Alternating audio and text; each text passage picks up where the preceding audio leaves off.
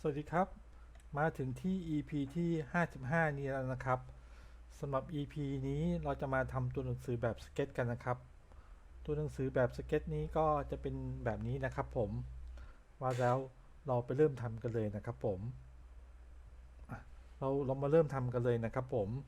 เริ่มจากเลือกใช้คำสั่ง text นี้ก่อนนะครับ type to นี้นะครับแล้วก็คลิกไปที่ artboard จากนั้นก็พิมพ์ข้อความของเราลงไปได้เลยนะครับ ก็ตัวหนังสือละกันนะครับตัวหนังสือ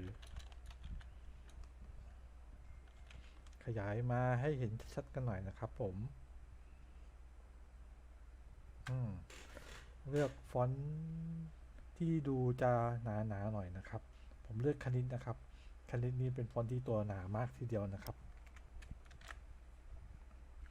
เป็น black นะครับหนาเข้าไปอีกครับเราได้ตัวหนังสือของเราแล้วนะครับจากนั้นไปที่คำสั่งที่เครื่องมือเอฟเฟกต์นะครับ Stylize แล้วก็ Scribble นะครับผมไปที่ตัวนี้นะครับตัวสเก็ตตัวสเก็ตนี้ไม่ใช่ครับตัวนี้ดีกว่าครับ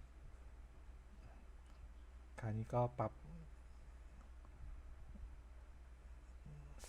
พื้นที่ว่างครับ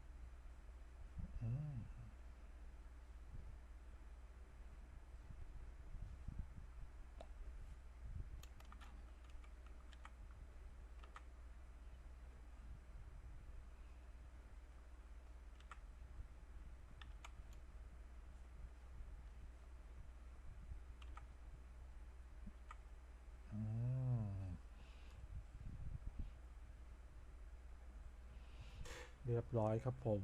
เป็นไงบ้างครับผมตัวหนังสือสไตล์สเก็ตของเราไม่ยากใช่ไหมครับผมก็ลองเอาไปทำกันดูนะครับผมหากชอบคลิปนี้นะครับผมฝากกดไลค์กดแชร์กด Subscribe ด้วยนะครับผมเดี๋ยวคลิปหน้านี้จะเป็นเรื่องอะไรนั้น